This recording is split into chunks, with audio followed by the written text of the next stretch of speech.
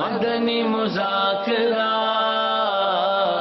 مدنی مذاکرہ، مدنی مذاکرہ۔ الحمدللہ رب العالمین والصلاة والسلام علی خاتم النبیین، اما بعد فاعوذ باللہ من الشیطان الرجیم، بسم اللہ الرحمن الرحیم، الصلاة والسلام علیک یا رسول اللہ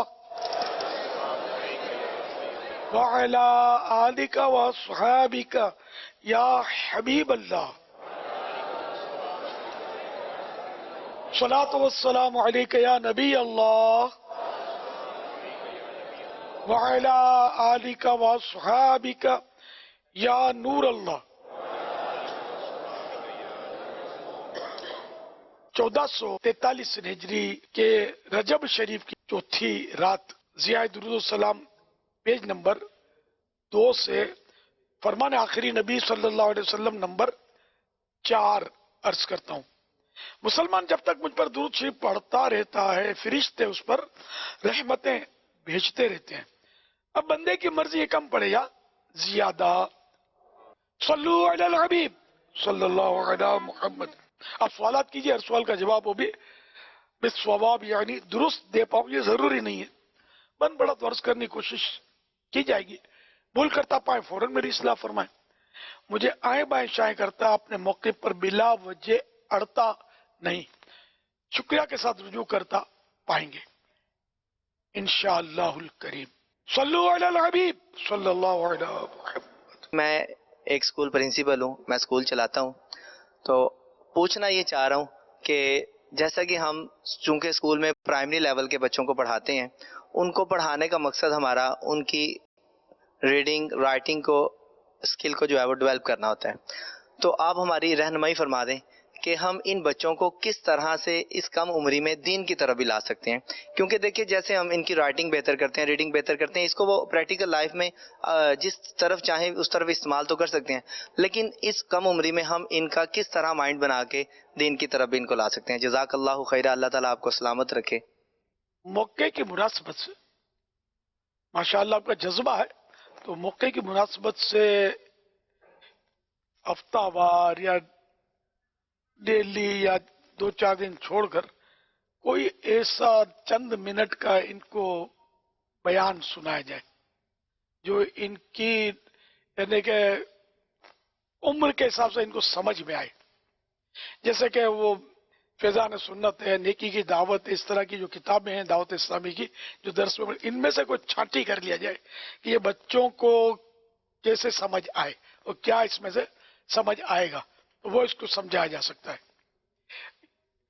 اسی طرح جیسے کہ یہ بھی ہو سکتا ہے کہ بچے الٹے ہاتھ سے کام کرتے رہتے ہیں، اٹھا لینا دینا، تو ان کو یہ سمجھایا جاتا رہے کہ یہ سیدھے ہاتھ سے کرو، یہ بیچارے بعضوں کا تو الٹی سیدھی حرکتیں کر رہے ہوتے ہیں، تو اس کے حساب سے کہ یہ جو حرکتیں ان میں زیادہ پائی جاتی ہیں، جھوٹ بہت بولتے ہیں یہ بچے، ان کو سمجھ ہی نہیں آتی کہ یہ جھوٹ بولنا چاہیے نہیں بولنا چاہیے، تو ان کو مطلب ہے کہ یہ سمجھایا جائے اور ان کو ذہن بنایا جائے، تو اس طرح انشاءاللہ ذہن بنتا رہے گا۔ اس طرح مطلب یہ کہ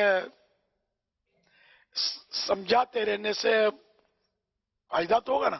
اب میرے ساتھ بھی ایک بچہ بیٹھا ہوا ہے، 2 بچے بیٹھے ہیں، ایک بچہ آپ کے سامنے دعا پڑھاتا ہے، حالانکہ بڑوں کو بھی یاد نہیں ہوتی ہوگی، بہت ساروں کو جو اس ماحول سے انٹچ ہوں گے۔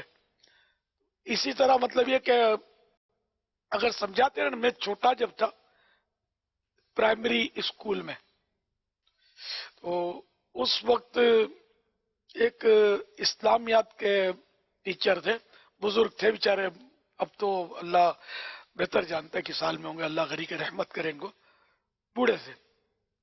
انہوں نے ایک بار وہ دوزخ کے بارے میں کچھ بیان کیا کہ اس طرح گناہ کرنے والوں کو یوں سزائیں، اور یہ عذاب تو آگ، تو سانپ، تو بچھو، تو یہ کیا کیا انہوں نے بتایا، تو ابھی تک وہ جیسے دہشت میرے اوپر بیٹھ گئی ہے اس وقت سے، یعنی خوف، اور کیا بعید کہ اسی خوف کے نتیجے میں آج میں آپ کے سامنے بیٹھا ہوں گا۔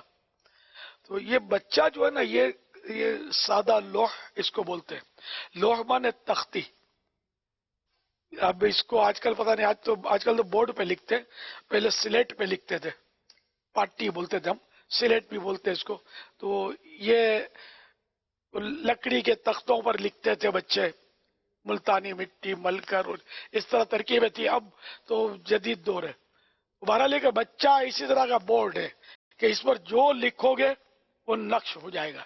ان کو مطلب پہلے سے ذہن بنا دیا جائے کہ ہم ہیں کون. ہم مسلمان ہیں, ہم سنی ہیں, تو ہم آقا کو ماننے والے ہیں, تو ہم غوث پاک ہمارے پیر صاحب ہیں, تو غریب نواز ہمارے بہت بڑے ولی اللہ ہیں. تو اس طرح بتاتے رہیں تو سمجھ پڑے گی, ورنہ تو بڑے بڑوں کی توجہ نہیں ہوتی. میں نے بعض ایسے ہیں جو اہل محبت ہیں, مانتے ہیں چیزوں کو.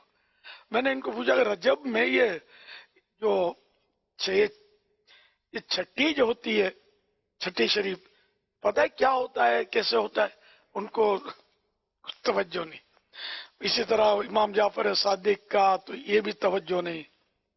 حالانکہ ان کیا کھیر پوری اس دن بنی تھی, لیکن ان کو پوچھا تو ان کو نہیں, بیچاروں کو توجہ نہیں تھی کہ یہ کیوں بنی ہے کھیر پوری. تو شاید نیاز کی نیت بھی نہ ہو, یا گھر میں دیگر افراد نے نیت کی اور اصل صاحب خانہ کو اس کی شد بود نہ ہو, لیکن یوں پک کے مطلب معلومات نہیں, مطلب تو ماحول سے انٹچ ہوگا تو نہیں پتا چلتا کہ وہ کیا ہو رہا ہے. پھر ایسے سادہ لوگ کو شیاطین الانس بھی بعض اوقات ایسا گھما دیتے ہیں کہ وہ بیچارہ کہیں کا نہیں رہتا. تو اس لیے معلومات تو ہونی چاہیے. تو بچہ کوری تختی ہے, سادہ لوح, اس پر شروع سے ہی ایمان, اسلام, کلمے یہ سب لکھ دو تو انشاءاللہ یہ لکھا رہے گا اور ان کو یاد رہے گا.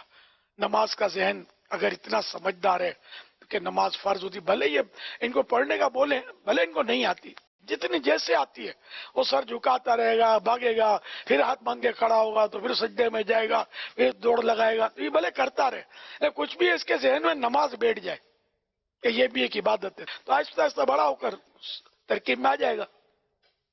تھوڑا تھوڑا سکھاتے بھی رہے آدمی اس کو.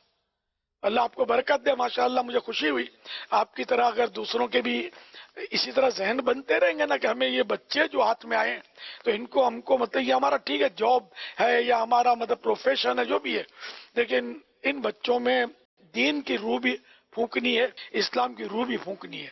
مدینہ مدینہ میٹھا مدینہ.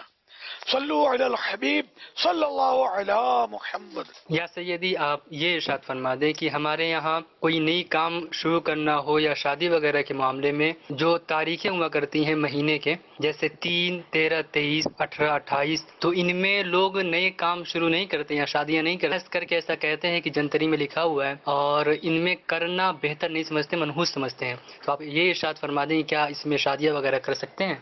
یا یہ تیرہ تیزی, اور یہ تو سفر میں تیرہ تیزی ہوتی ہے, تو یہ مختلف تاریخوں میں یا اس طرح یہ لوگوں کا مطلب جو تصور ہے یہ غلط ہے, اور اس کو بدشگونی بولتے ہیں, اور اسلام میں بدشگونی یہ حرام ہے. گجراتی میں اپشکن بولتے ہیں اس کو, تو یہ حرام ہے,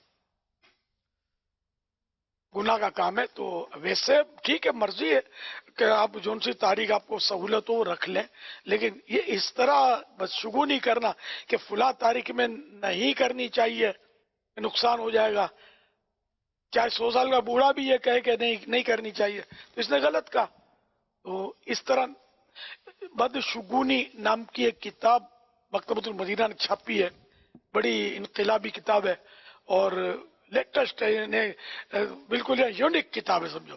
میں نے آج تک ایسی کتاب دیکھی نہیں ہے نہ سنی ہے, اتنی پیاری کتاب ہے بدشگونی. یہ پڑھیں گے تو آپ کی آنکھیں کھل جائیں گی. اتنی مثالیں وغیرہ دی گئی ہیں اس میں کہ یہ معاشرے میں لوگ اس طرح بدشگونیاں لے رہے ہوتے ہیں, اور یہ سب ان کے شرعی احکام بیان کیے ہوئے ہیں. یہ زیادہ پیج بھی نہیں ہے اس کے, میرا خیال ہے 100-125 کے آس پاس ہوں گے پیج اس کے, اور ہدیہ بھی اس کے حساب سے کوئی زیادہ نہیں ہوگا. صلو علی الحبیب صلی اللہ علی محمد. سر میں نے نماز شروع کرنی ہے, میں نے یہ پوچھنا ہے کہ اس کی رکعتیں کتنی ہیں؟ نماز روزانہ 5 وقت فرض ہے, اور رکعتوں کا جہاں تک تعلق ہے تو فجر کی 4, 2 سنت 2 فرض, ظہر کی 12, 4 सुन्नत 4 फर्ज, 2 सुन्नत 2 नफल। असर की 8, 4 सुन्नत 4 फर्ज। मगरिब की यूं तो 7 मानी जाती है, वैसे 9 अगर कर लें तो भी अच्छा है। तो 3 फर्ज, 2 सुन्नत 2 नफल, ये है। अब 2 और बढ़ा देंगे तो ये अवाबीन हो जाएंगी। तो यूं ये मगरिब के बाद ये 4 के बदले 6 रकातें पढ़े, तो ये मतलब ये अवाबीन का बहुत बड़ा सवाब है। अच्छा, ईशा की नमाज में 17 रकातें, 4 सुन्नत 4 फर्ज, 2 सुन्नत 2 नफल, 3 वित्र और 2 नफल।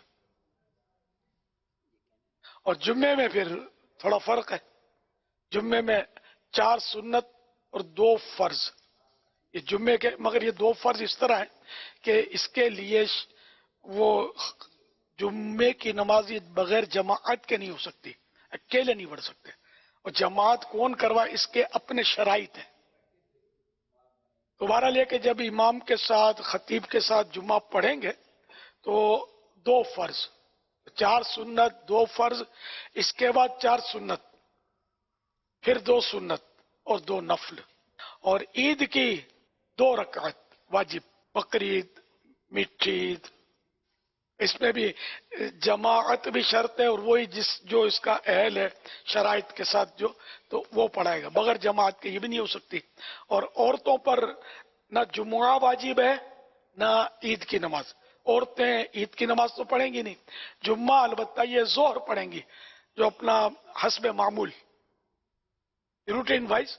नमाज के अहकाम, ये किताब है जिसमें 12 रिसाले हैं। उसमें वजू का रिसाला है, वजू का तरीका, गुस्ल के तरीके का रिसाला है, नमाज के तरीके का रिसाला है, कज़ा नमाजों के तरीके का, तो जुम्मा की नमाज का, तो ईद की नमाज का। तो ये मतलब यानी कि आप जरूर इसको हासिल करें। नमाज जनाजा का तरीका भी इसमें दिया हुआ है, तो ये पढ़ेंगे। ये तो सबको पढ़ना चाहिए, ये भी हर घर की जरूरत है, हर घर में होना चाहिए। इस्लामी बहनों की भी अलग है, इस्लामी बहनों की नमाज उसका नाम है, वो भी घर में होनी चाहिए। सल्लल्लाहु अलैहि वसल्लम। अगर कोई शख्स तहज्जुद की नमाज शुरू करने का इरादा रखता है और उसके लिए कितनी रकतें हैं और टाइम पीरियड इसका क्या होता है, किस टाइम तहज्जुद की नमाज अदा की जाती है? तहज्जुद के लिए इशा के बाद सोना शर्त है। चाहे 1 मिनट के लिए सो गया, चंद सेकंड के लिए सो गया, बैठे बैठे आंख लग गई इशा के बाद, तो अब इसका तहज्जुद का वक्त शुरू हो गया। इसमें यह नहीं कि 12 बजे शुरू होता है तहज्जुद का वक्त, या रात के 4 बजे शुरू होता है, ऐसा नहीं है। बस जब भी सोया, फर्ज नमाज पढ़कर ही बैठे बैठे उसको ऊंघ आ गई, 2-4 झटके मारे और सो गया था, इसके तहज्जुद का वक्त शुरू हो गया। अब रात में जब भी ये नफल पढ़ेगा तो वो तहज्जुद कहलाएंगे। सलातुल लैल में ये जो नवाफिल है रात के, बल्कि सारे नवाफिल में तहज्जुद सबसे अफजल है। और बेहतर यह कि वित्र तहज्जुद पढ़कर बाद में पढ़े, लेट नाइट, ठीक है। तो इसमें जबकि जागने पर कुदरत रखता हो तो वित्र रख दे, बाकी आखिर में पढ़े। वरना फिर यह कि अगर खतरा है कि उठेगा ही नहीं तो फिर वित्र भले पहले से पढ़ ले, ये भी अफजल है। अगर तहज्जुद पढ़ता भी है, उठ भी जाता है, कोई मसला नहीं है उसके लिए, फिर भी वित्र अगर वो जल्दी पढ़ना चाहता है तब भी कोई हर्ज नहीं है, सवाब उसमें ज्यादा है जो मैंने बताया। अच्छा, कितनी रकातें हैं? इसमें कम से कम 2 रकातें। 8 सरकार सल्लल्लाहु अलैहि वसल्लम से साबित है, 8 भी, और मशाइख से, बुजुर्गों से 12 भी साबित है। तो 12 लेके कम से कम 2 रकात भी पढ़ेगा तो तहज्जुद हो जाएगी उसकी, तो वो तहज्जुद गुजार में शुमार होगा। ये ऐसी इबादत है कि इसमें आदमी रिया से बच सकता है। अगर ये رات کو گھر میں پڑے تو کون دیکھتا ہے؟ گھر کے افراد بھی سوئے پڑے ہوتے ہوں گے. تو جب تک خود نہ بتائیں. مسئلہ یہ کہ خود بتانے کو بڑا جی چاہتا ہے. آپ کے دل میں خوشی داخل کرنے کے لیے عرض کر رہا ہوں کہ میں اتنے عرصے سے میری کوئی تہجد نہیں چھوٹی. یوں کر کے بعضوں کا بندہ پھول گئے جوش میں آ کے بتا دیتا ہے اور گیا کام سے. خیر بتانا ریا نہیں ہے، لیکن یہ کہ بچنا بہت مشکل ہے کہ جو بتاتا پھرے اور ریاکاری بھی نہ ہو، یہ تھوڑا دشوار ہے. ہاں کوئی ایسا پیشوا ہے، استاد ہے، اور اس کی 100% یہ نیت ہے بتانے میں کہ تاکہ میرے شاگرد یا میرے مرید یا میرے ماتحت جو ہیں یہ بھی تہجد کا ان کو شوق بڑھے گا، یہ میری پیروی کرنے کے حریص ہیں. اور اس طرح اس کا دل بھی کنٹرول میں ہے کہ ریا میں نہیں پڑھ رہا اور 100% یہ نیت ہے، تو بتانے میں اس کو ثواب ملے گا. لیکن یہ ہے بہت دشوار اس طرح اپنی نیت کو سنبھالنا، یہ ذہن میں رہے. کیونکہ اگر کوئی بولے نا کہ میں روز 5 ٹائم کی نماز پڑھوں گا تو کوئی اس کو اتنا رسپانس نہیں ملے گا. کوئی کہے نا میں روز تہجد پڑھتا ہوں، اچھا بھائی دعا میں یاد رکھنا، ہے نا، یوں بولیں گے. ان لوگوں کی ایک عجیب لوجک ہے. آپ بولیں گے میں نے درس نظامی کیا ہوا ہے، عالم کورس کیا ہوا ہے، درس نظامی کیا ہوا ہے. اچھا میں حافظ قرآن ہوں. اچھا حافظ صاحب ماشاءاللہ دعا میں یاد رکھنا. تو اس معاشرے میں حالانکہ حافظ ہونا اچھی بات ہے، عالم کا مرتبہ زیادہ ہے، لیکن اس کو مطلب اتنا رسپانس نہیں دیں گے. 5 نماز کی اہمیت یقیناً زیادہ ہے، اور تہجد اپنی جگہ پر ہے، لیکن تہجد گزار کی اہمیت زیادہ ہے. ہمارے معاشرے میں 5 ٹائم کی نماز والے کی اتنی اہمیت نہیں ہے. اور یہ ہماری سوچیں ہیں. رات بھر کوئی اگر دین کی خدمت کرتا ہے نا، دینی مطالعہ کرتا ہے یا کوئی دینی کتاب لکھتا ہے، اس کو کوئی نہیں بولے گا کہ یہ عبادت کر رہا ہے. ہاں جو تسبیح اور مصلی جس کے پاس ہے نا، بیٹھا ہوا تو وہ بہت پہنچا ہوا ہے، بہت بھلے اس کے مخارج جیسے بھی ہوں، اس کو پڑھنا بھی آتا ہو یا نہ آتا ہو، یہ بڑا عبادت گزار ہے. بس اس کی خدمت کرو، اس سے دعائیں لو. اگرچہ جو صحیح عبادت کرتا ہے رات کو بے شک وہ عبادت گزار ہے، لیکن میں عوام کی سوچ بتا رہا ہوں کہ وہ جو اصل مال ہے نا اس پر توجہ نہیں ہوتی. کہ جو علم دین ہے یہ ظاہر ہے یہ عام عبادتوں سے تو نوافل اور اس سے سب سے افضل ترین عمل ہے. علم دین حاصل کرنا، اس کو عام کرنا وغیرہ، اس کے اپنے فضائل ہیں. اس پر آدمی کی توجہ نہیں، بلکہ اس سے تو روکنے والے ڈھیر سارے ملیں گے. نعوذ باللہ کہ مولوی بنے گا تو بھوکا مر جائے گا، معاذ اللہ ثم معاذ اللہ. جیسے کہنے والا خود سب کو پالتا ہے نا، تو اس لیے یہ مولوی کو رزق نہیں دے گا. سمجھے؟ ایسی عجیب تصورات ہیں لوگوں کے. علم سے تو انسان بنتا ہے، باقی تو اب بزرگوں کے تو اقوال ہیں کہ عالم ہی انسان ہے. سمجھ میں بھی آتا ہے، ورنہ جو وہ علم نہیں ہوتا تو انجان و اندھا برابر ہے. اعلیٰ حضرت فرماتے ہیں وہ اندھوں کی طرح کام کرتا ہے، بھلے ظاہری آنکھیں کھلی ہیں تو کیا ہوا. اللہ پاک علم دین بھی نصیب کرے، تہجد گزار بھی ہمیں بنائے، اور نفلی عبادت کی بھی سعادت بخشے، اور فرائض میں کوتاہی اور غفلت سے بھی ہماری حفاظت فرمائے. صلو علی الحبیب صلی اللہ علی محمد. نماز میں رکوع کرنا بھول گئے اور سجدے میں چلے گئے تو کیا حکم ہے؟ سجدے میں چلا گیا تو پلٹ کر آ جائے اور رکوع کرے، رکوع میں آ جائے، رکوع کرے اور پھر سجدہ دوبارہ کرنا ہے، اور سجدہ سہو کرے. اگر یہ بھول کر ایسا کیا ہے تو جان بوجھ کر کیا تو پھر نماز مقبول تیری میں ہوگی. اور رکوع تو کرنا ہی کرنا، وہ تو فرض ہے، لوٹ کر آنا ہی ہے. صلو علی الحبیب صلی اللہ علی محمد. ایک اور سوال ہے، رمضان المبارک کے قضا ہوئے روزے کی نیت سے رجب میں روزہ رکھ سکتے ہیں؟ یہ ارشاد فرما دیں. بالکل قضا روزے رجب میں ہو سکتے ہیں، کوئی حرج نہیں ہے، مگر یہ نفل نہیں ہے.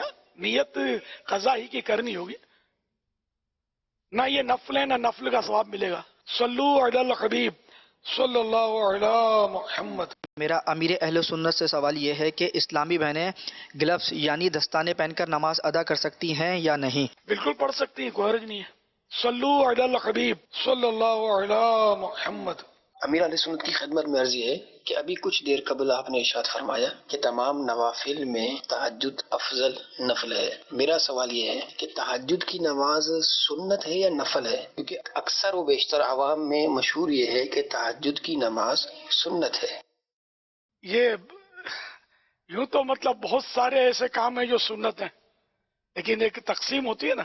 جیسے یوں فرض نماز کو بھی اگر کوئی کہ یہ سنت ہے، کہ سرکار صلی اللہ علیہ وسلم بھی تو پڑھتے ہی ہیں وہ فرض. اچھا، اور داڑھی یہ بھی سنت ہی کہتے ہیں عام طور پہ، لیکن اس کا حکم واجب ہے. تو یوں یہ تہجد جو ہے نا پیارے آقا صلی اللہ علیہ وسلم پر تو فرض تھی، ہم پر فرض نہیں ہے، تو ہمارے لیے یہ نفل ہے. یہ بہار شریعت چوتھے حصے میں تہجد نفل کا نام ہے. اگر کوئی عشاء کے بعد سو رہا پھر اٹھ کر قضا پڑی تو اس کو تہجد نہ کہیں گے. تو یہ جو سنت کہا گیا وہ بھی درست ہے. یہ سنت سے مراد یہاں سنت مستحبہ ہے. فتح رضویہ شریف میں اس کو سنت مستحبہ لکھا ہے. صلو علی الحبیب صلی اللہ علی محمد. اگر کوئی لیڈیز عشاء کی اذان کے بعد سو جائے کچھ دیر کے لیے اور پھر اٹھ کر عشاء کی نماز اور اس کے بعد تہجد پڑھ سکتی ہے، اسی طرح سے مرد بھی کیا کر سکتے ہیں؟ عیسائی بھائیو عیسائی بہنوں، اگر عشاء پڑھے بغیر سو گئے تو ان کے تہجد کا وقت تو نہیں ہوا. جب عشاء پڑھ لیں گے، عشاء پڑھنے کے بعد پھر سوئیں گے پھر اٹھیں گے تو یہ تہجد کا وقت ہوگا، مگر یہ سب راتوں رات ہو. صلو علی الحبیب صلی اللہ علی محمد. اسلامی بہن گھر کا کام کرتے ہوئے قرآن پاک کی تلاوت کر سکتی ہے؟ اگر توجہ نہ بٹے اور کوئی اور وجہ ممانعت نہ ہو تو کر سکتی ہے. صلو علی الحبیب صلی اللہ علی محمد. کیا خواجہ صاحب کی غوث اعظم شیخ عبد القادر جیلانی رحمۃ اللہ علیہ سے ملاقات ہوئی تھی؟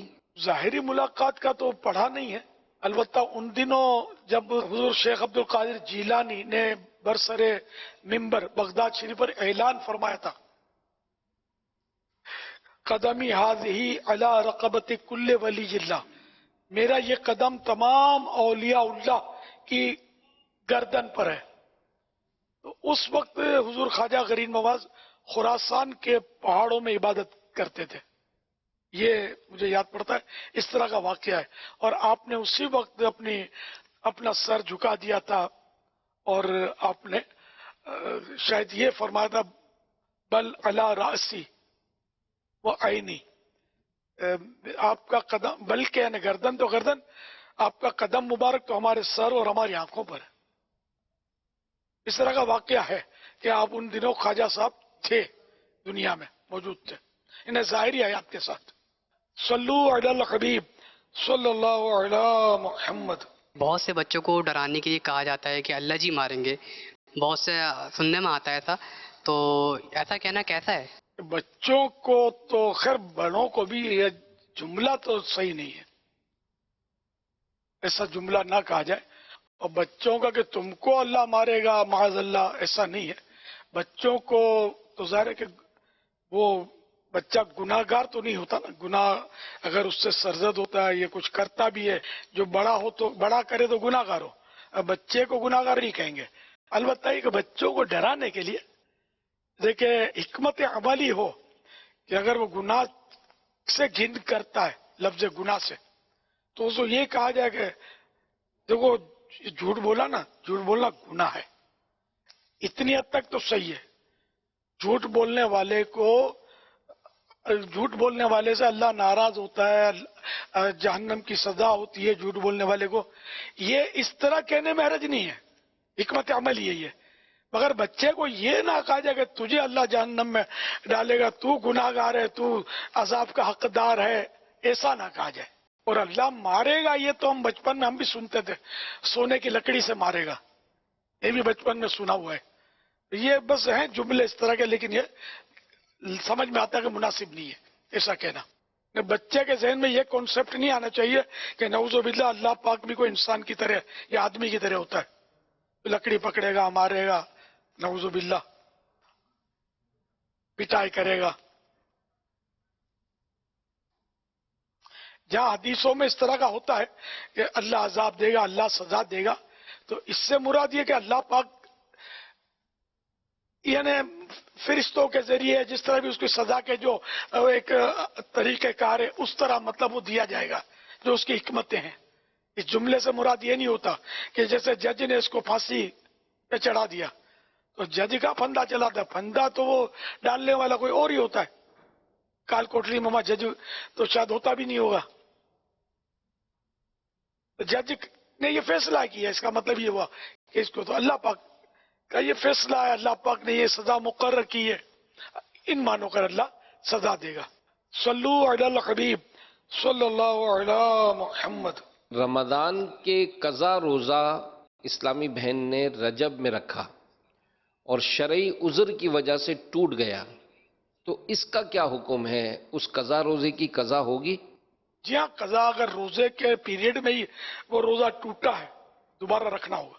صلو علی الحبیب صلی اللہ علی محمد. ہم اپنے دوستوں کے ساتھ مل کر مدنی چینل پر آپ کے ہاتھ پر مرید ہوئے اور جو آپ نے بیعت کروائی وہ الفاظ ہم نے دہرائے ہیں. تو اسی دوران میرے ذہن میں ایک سوال آیا کہ آپ بہت سارے گناہوں سے توبہ کرواتے ہیں اور پھر اپنے ذریعے غوث پاک کے مریدوں میں ہمیں شامل فرماتے ہیں. تو بعض اوقات یہ ہوتا ہے کہ ہم گناہوں سے توبہ تو کر لیتے ہیں لیکن پھر گناہ ہم سے سرزد ہو جاتے ہیں. تو اللہ پاک ہمارے گناہوں کو معاف بھی فرمائے. آپ بھی دعا کیجیے ہمارے لیے. لیکن کیا گناہ ہونے کے سبب ہماری کہیں بیعت ٹوٹ تو نہیں جاتی اور بروز قیامت کہیں ایسا تو نہیں ہے کہ ہم ایسا حال میں اٹھیں، اللہ نہ کرے کہ ارادت ہماری ٹوٹی ہوئی ہو. نیز یہ بھی ارشاد فرمائے کہ ارادت جو ہے، جو مرید ہونا ہے، یہ مضبوط رہے. اس حوالے سے کچھ مدنی پھول عطا فرمائے. جزاک اللہ خیرہ. ویاکم.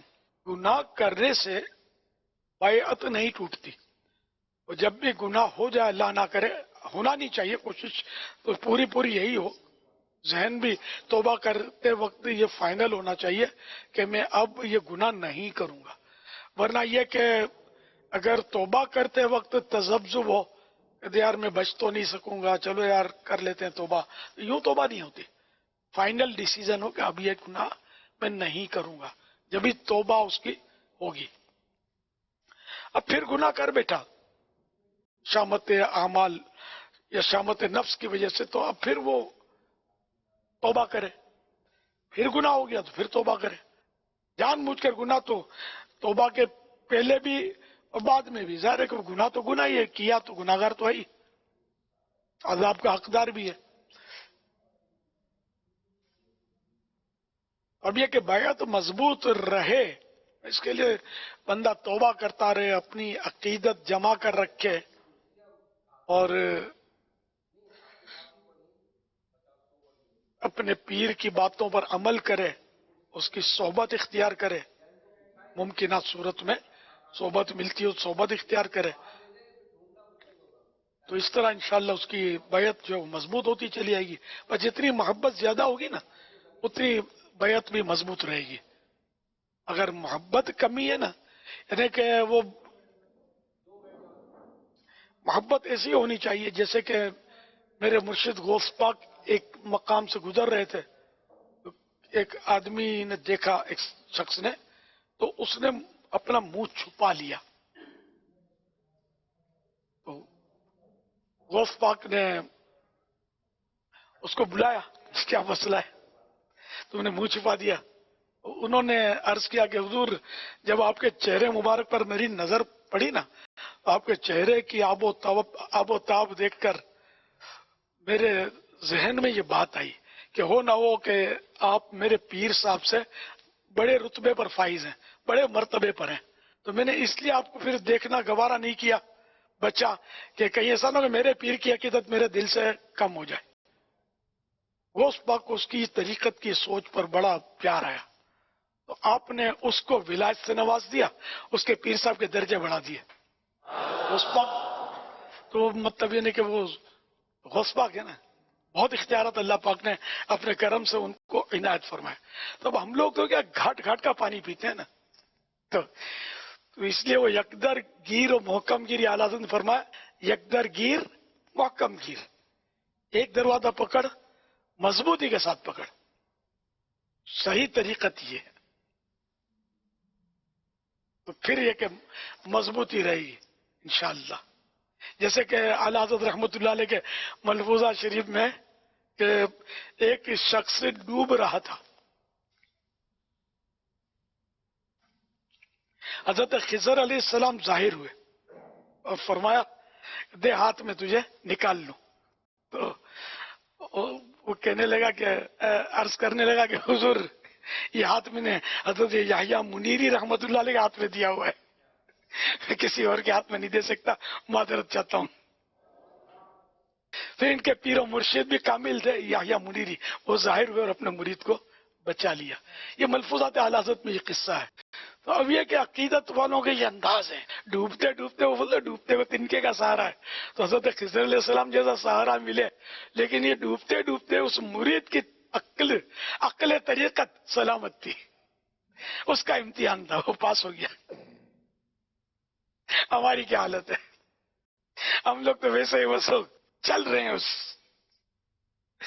پروموشن پہ چل رہے ہیں. اللہ پاک ہماری لاج رکھ لے. بس صلو علی الحبیب صلی اللہ علی محمد. جب ہم مردے کو قبر میں دفنا دیتے ہیں تو ہماری روح تو نکل جاتی ہے, تو آیا کہ جب منکر نکیر آتے ہیں سوال کے جواب لینے, تو اس وقت کیا مردے کے اندر دوبارہ روح جائے گی یا ڈالی جاتی ہے؟ یہ کیا ہے, اس کا جواب بتائیے گا. دراصل سوال جو ہے نا, اعلیٰ حضرت فرماتے ہیں کہ جسم اور روح دونوں سے ہوتے ہیں, اور جسم کے ساتھ روح کا تعلق باقی رہتا ہے.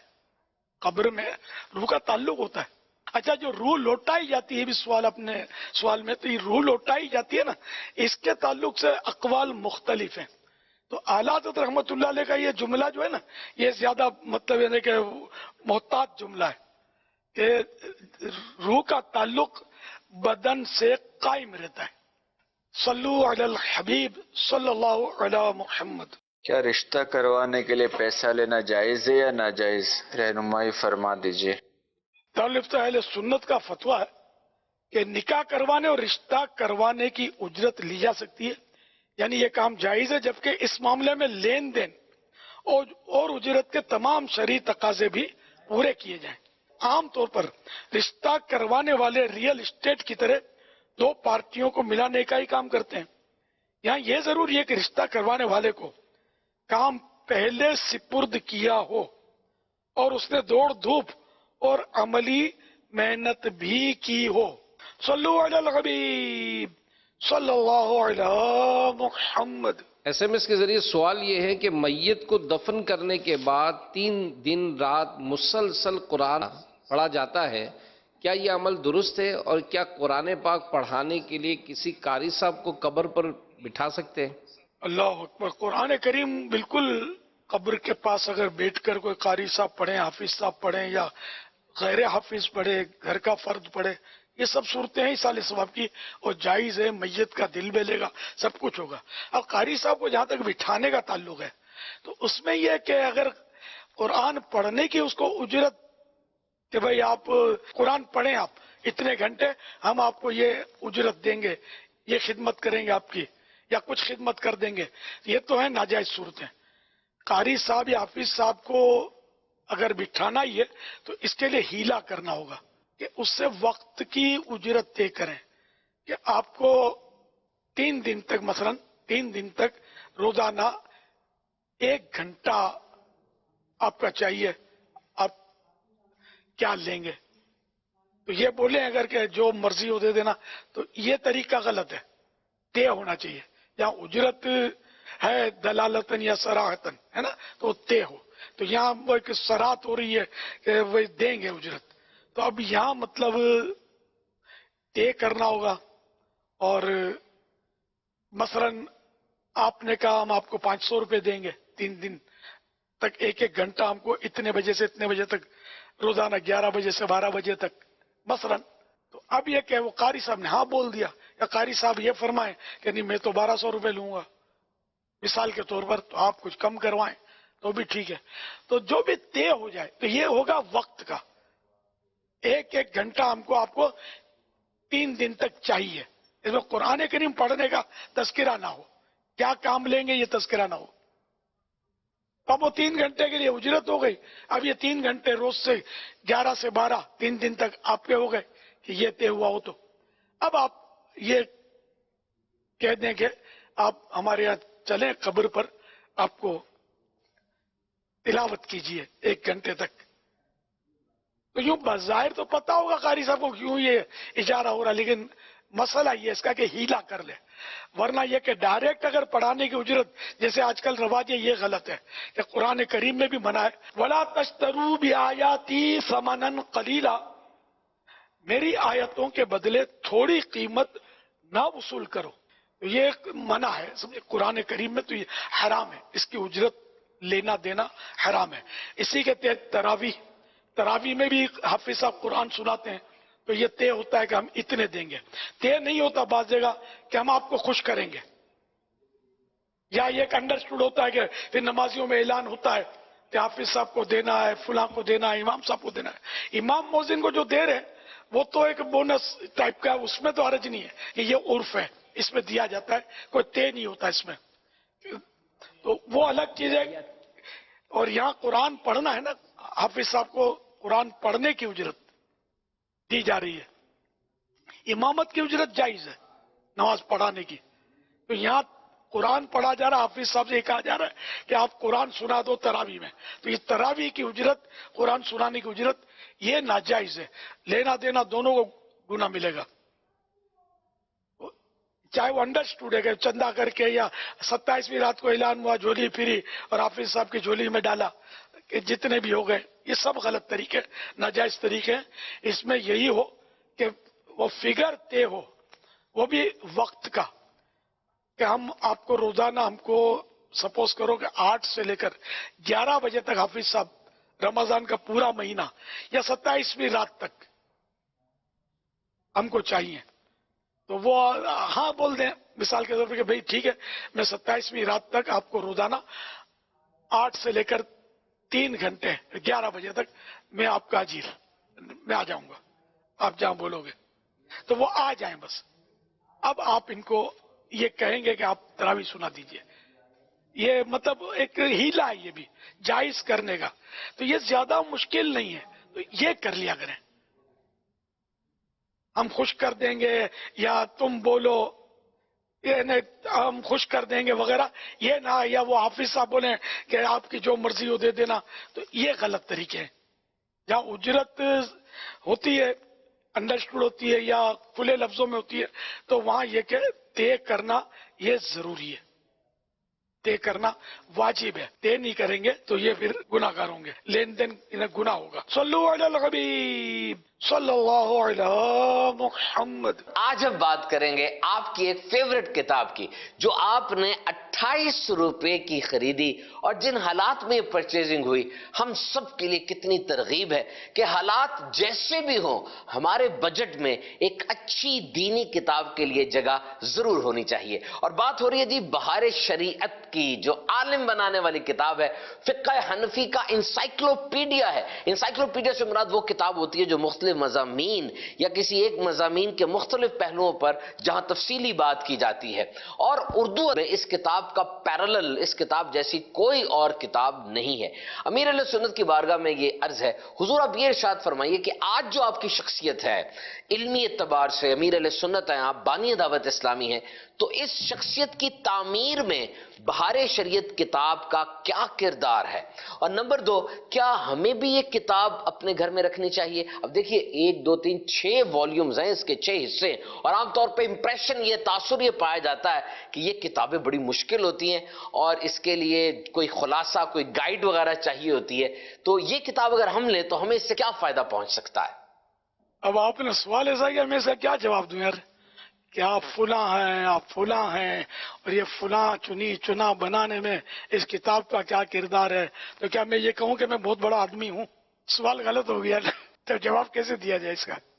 ताहम मुतलकन ये अर्ज करूंगा कि बहार शरीयत जो है, ये फिक़ही मसाइल के ताल्लुक से, ये फिक़ही मसाइल का इंसाइक्लोपीडिया इसको कहा जाए तो भी दुरुस्त है, कि इतने सारे मसाइल बहार शरीयत में हजरत सदरुल शरीआ, बदरुत तरीका حضرت علامہ مولانا مفتی حکیم محمد امجد علی اعظمی رحمت اللہ علیہ نے جمع کیے ہیں کہ اتنے واقعی کسی نے بھی ایک جگہ پر اس طرح جمع نہیں کیے. اردو میں ایسی کتاب نہیں ہے فقہ حنفی میں. تو الحمدللہ یہ ان کا بہت بڑا احسان ہے، اور انشاءاللہ یہ بڑے مزے لے رہے ہوں گے اس وقت اپنے مزار میں. جنت کی ہوائیں چل رہی ہوں گی. اللہ ان کے صدقے ہمیں بھی یہ نعمتیں نصیب فرمائے. کتاب تو صحیح بات ہے کہ ہم تو اس کتاب کے بغیر چل نہیں سکتے، سوال ہی نہیں ہے. اور جتنے بھی دارالفتاء ہوتے ہیں نا، چاہے وہ مطلب یعنی کہ رائٹر کو پسند نہ بھی کرتا ہو کوئی نظریاتی اعتبار سے، اس کے دارالفتاء میں بھی ہو سکتا ہے چھپا کر کہیں رکھی ہو، لیکن یہ ملے گی. اب تو خیر موبائل کے ذریعے کمپیوٹر کے ذریعے بھی وہ ترکیب بن جاتی ہے مسائل دیکھنے کی. یہ اتنی عظیم الشان کتاب ہے کہ وہ یعنی سب اس سے استفادہ کرتے ہوں گے. بہت زبردست کتاب ہے، تو یہ ہر گھر میں ہونی چاہیے. اب رائے یہ کہ یہ بہت مشکل ہے. یہ جو آپ کالج میں لوگ پڑھتے ہیں، یونیورسٹی میں پڑھتے ہیں، لاکھوں روپے خرچ کر کے پڑھتے ہیں، تو ان کے علوم مشکل ہوتے ہیں یا بالکل یہ نہیں کہ ایک دم دیکھتے ہی دماغ میں سما جاتے ہیں؟ تو ان علوم کے لیے بندے کوشش کرتے ہیں، ٹیوٹر رکھتے ہیں، اور راتوں کو جاگ جاگ کے اسٹڈی کرتے ہیں، امتحان کے دنوں میں نیند کشا گولیاں بھی شاید کھاتے ہیں، اتنی محنت مشقت کرتے ہیں. جب یہ دنیاوی علم ان کو حاصل ہوتا ہے جو قبر میں کام آنے والا نہیں ہے. تو یہ وہ علم ہے کہ جو قبر میں کام آنے والا ہے، حشر میں کام آنے والا اور جنت میں پہنچانے والا ہے. اب اس کے لیے یہ کہہ دیا جائے کہ بس خالی میں یہ بند کتاب دیکھ لوں، زیارت کر لوں، چلو چوم لیتا ہوں، بس یہ میرے دماغ میں سب سما جائے. چلو ٹکا خرچ نہ کرو، ٹائم تو دو یار. تو بغیر ٹائم دیے تو کوئی بھی علم حاصل نہیں ہوتا. آپ بتائیے کون سا علم ہے جو بغیر ٹائم دیے حاصل ہوتا ہے؟ تو صرف اسلامی کتابیں ہی مطلب رہ گئی ہیں کہ جس کے لیے نہ ٹائم دینا ہے، نہ پیسہ خرچ کرنا ہے، نہ کوشش کرنی ہے، نہ محنت کرنی ہے.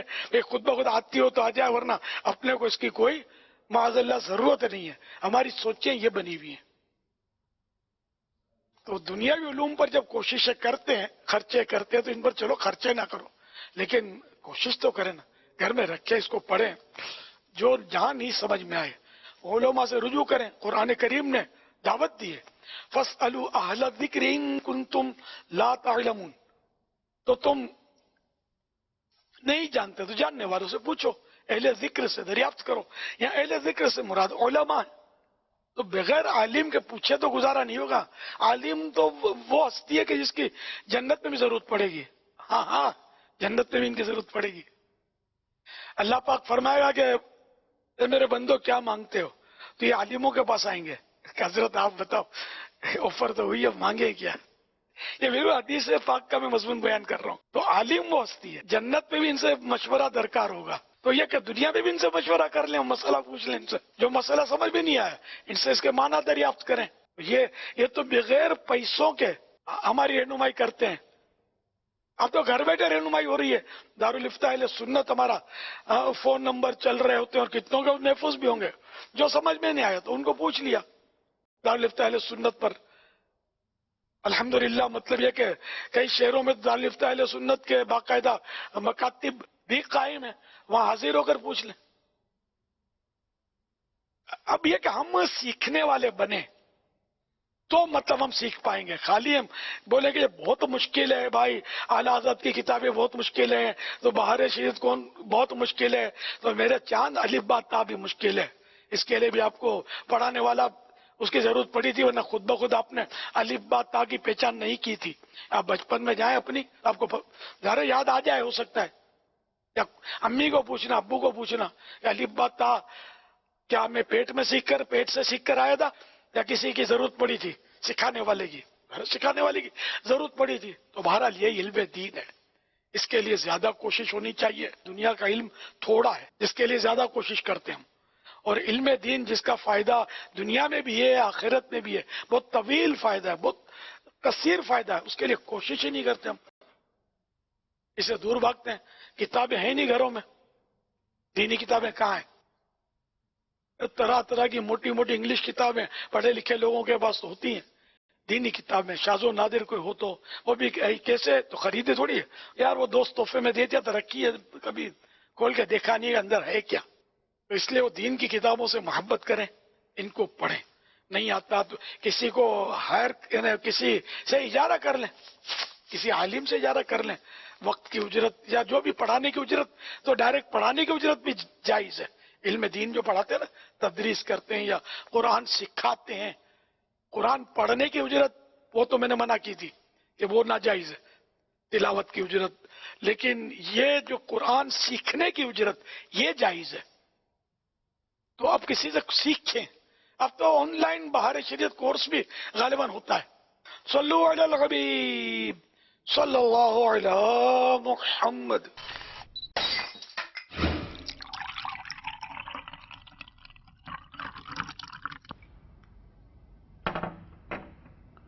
بسم اللہ الرحمن الرحیم.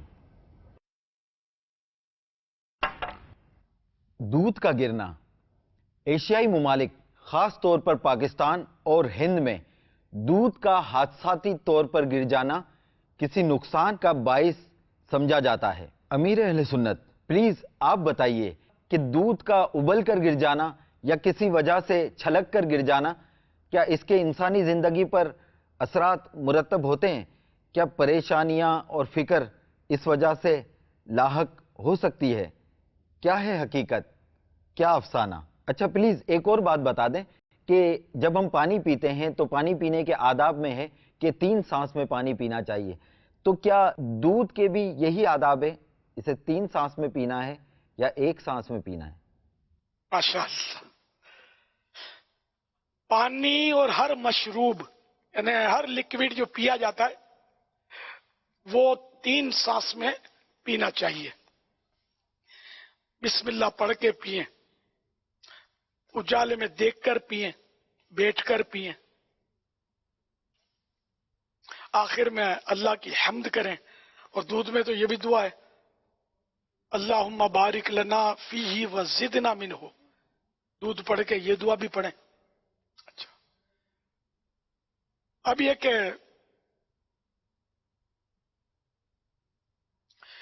دودھ کا گرنا کیا نقصان دہ، یہ اس طرح کا نقصان ہے تو اس میں نقصان تو ہے نا. دودھ پتہ نہیں کتنا، اب تو کتنے کا کلو ہو گیا یار.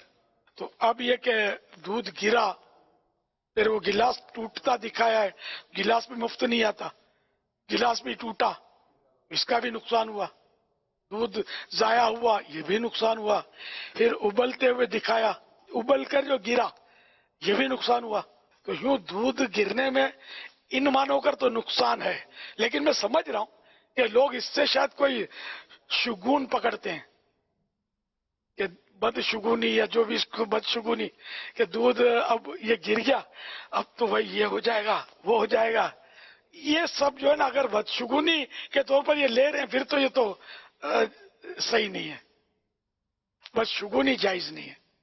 صلو علی الحبیب صلی اللہ علی محمد. پیارے پاپا جان خواجہ صاحب کی منقبت کے اس شعر کا مطلب ارشاد فرما دیں. اونٹ بیٹھے اٹھ نہ پائے سار حیران تھے، یہ کرامت واہ واہ خواجہ پیا میری امی کے لیے دعا فرما دے. جزاک اللہ خیرا. ویاکم. یہ شعر جو ہے نا وہ خواجہ صاحب کی اس کرامت کی طرف اشارہ ہے. حضرت خواجہ خواجگاں خواجہ غریب نواز رحمت اللہ علیہ مدینہ الہند اجمیر شریف تشریف لائے تو شروع میں ایک پیپل کے درخت کے نیچے تشریف فرما ہوئے.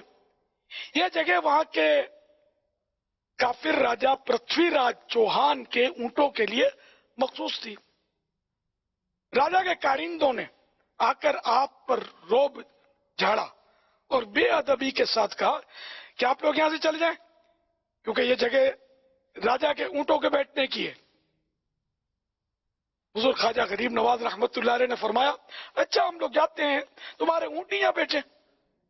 चुनाचे ऊँटों को वहां बिठा दिया गया। सुबह सारबान यानी ऊँट को जो हाँकते हैं वो लोग आए और ऊँटों को उठाना चाहा, लेकिन बावजूद हर तरह की कोशिश के ऊँट ना उठे। सारबान ने डरते झिझकते हजरत सैयदना ख्वाजा गरीब नवाज रहमतुल्लाह अलैह की खिदमत सरापा करामत में हाजिर होकर अपनी गुस्ताखी की मुआफी मांगी। हिंद के बेताज बादशाह सुल्तानुल हिंद हजरत ख्वाजा गरीब नवाज रहमतुल्लाह अलैह ने फरमाया, जाओ खुदा के हुक्म से तुम्हारे ऊंट खड़े हो गए।